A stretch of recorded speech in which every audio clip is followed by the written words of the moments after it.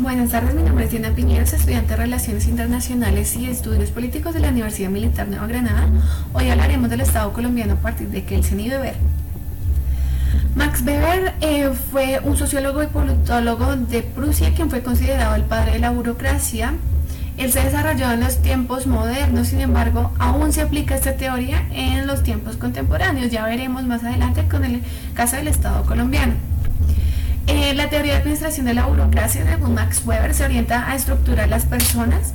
Asimismo, se fundamenta en la organización formal, donde todo está previsto, todo está planeado, y sostiene que la aplicación de la organización burocrática será la que permitirá la eficiencia de la organización. Asimismo, habla del Estado como una entidad que ostenta el monopolio de la violencia y los medios de la coacción, las cuales se logran a través del poder, que es la capacidad de imponer la voluntad sobre un grupo de personas cuya justificación es variada.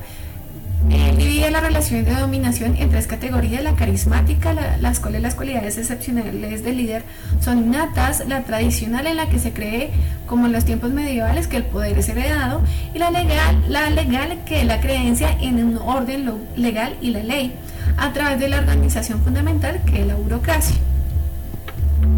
Un ejemplo de dominación legal es el Estado colombiano.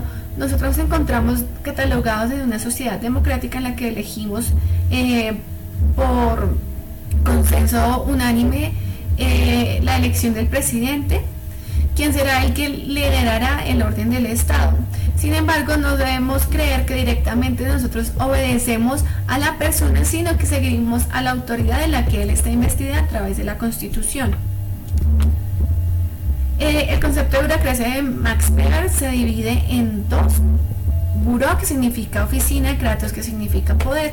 En este sentido, para Weber, es una organización que opera y funciona con fundamentos racionales, que lo que permitirá será la precisión, la velocidad, la claridad, la exactitud y eficiencia del Estado para administrar toda la población. Las características de la burocracia, según Weber, las encontramos como carácter legal de las normas y reglamentos, que lo vemos en la Constitución; carácter formal de las comunicaciones; carácter racional y división del trabajo, que lo vemos en la estructura del Estado, como está dividido en diferentes ramas, diferentes órganos, que cada uno cumple una función específica. Asimismo, vemos una jerarquía de la autoridad. Como lo vemos acá, nosotros tenemos una jerarquía del nacional, regional, departamental, provincial y local, y como lo hablamos desde las diferentes ramas del poder: legislativa, ejecutiva y judicial. También hablamos de la competencia técnica y meritocrática, la especialización de la administración, independiente de los propietarios, profesionalización de los participantes y completa previsión del funcionamiento. Todas estas características se cumplen en el Estado colombiano. Sin embargo, algunas han sido desvirtuadas por culpa de algunos que no han sabido llevar muy bien su función. Un caso de ello es la competencia técnica y meritocrática. Aunque vemos que acá en Colombia tenemos la posibilidad de subir nuestra hoja de vida, por ejemplo, a la página de CNSC, donde podemos acceder a cargos, podemos aplicar a cargos públicos, o por ejemplo como la Cancillería, que abre sus inscripciones para el concurso de la carrera diplomática. También vemos que no siempre es así. Muchas veces los gobiernos ya tienen sus gabinetes escogidos, y a pesar de que algunas personas no cuentan con la experiencia, con la competencia técnica, o no merecen estar de cargo, aún están así. Un caso de ello es el revuelo que hay con Claudia Ortiz. Pues de acuerdo a ello, Claudia Ortiz no es idónea para este cargo, no tiene los conocimientos suficientes, no tiene los títulos, la experiencia suficiente para estar ahí. Sin embargo, el presidente respalda y continúa con el nombramiento de esta funcionaria.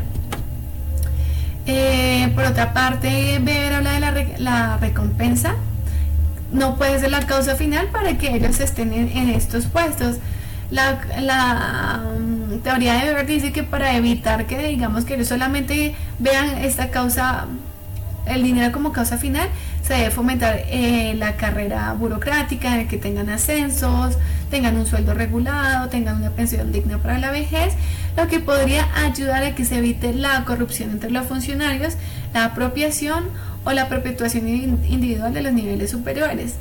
Pero esto no lo vemos así. Un claro ejemplo de esto es cómo la población intentó modificar toda esta corrupción que había a través de la consulta popular anticorrupción que pretendía reducir el salario de los congresistas, porque nos dábamos cuenta que muchos no cumplían sus funciones.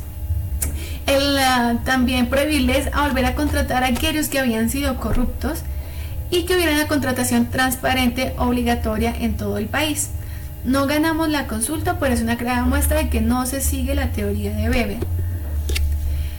Por otra parte, tenemos la idoneidad y el profesionalismo de los burócratas. Muchos de los que están en el poder han falsificado sus títulos, no cuentan con los títulos. Caso fue el escándalo del doctor Peñalosa, que no es doctor porque no tenía un doctorado, de Claudia Ortiz, que también que justifica experiencia de la que no se sabe, o por ejemplo la que la mayoría de alcaldes, gobernantes o aquellos que están en el poder ni siquiera hicieron el bachillerato.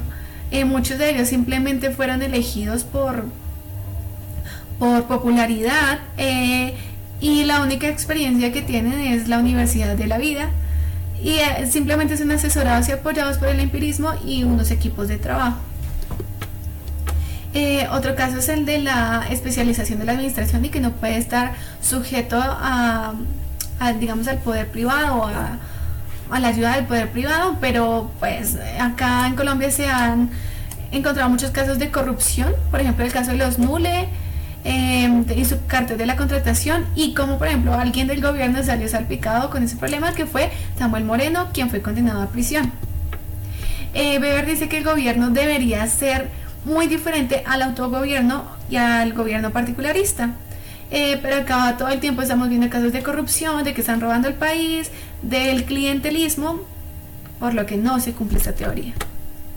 Por otra parte, sí se cumple la exigencia del orden y la seguridad internas por parte de la sociedad en el desarrollo de la cotidianidad, en el que se demanda la existencia de un cuerpo de control distinto al militar como intermediario entre el gobierno y los civiles, en este caso la policía.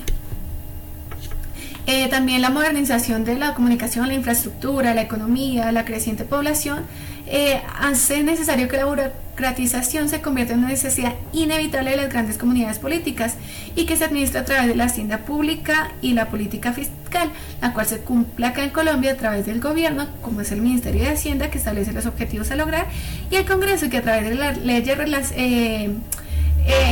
relacionadas con la economía emite presupuesto de impuestos, planes de desarrollo, leyes, normas para cumplir a cabalidad con los objetivos.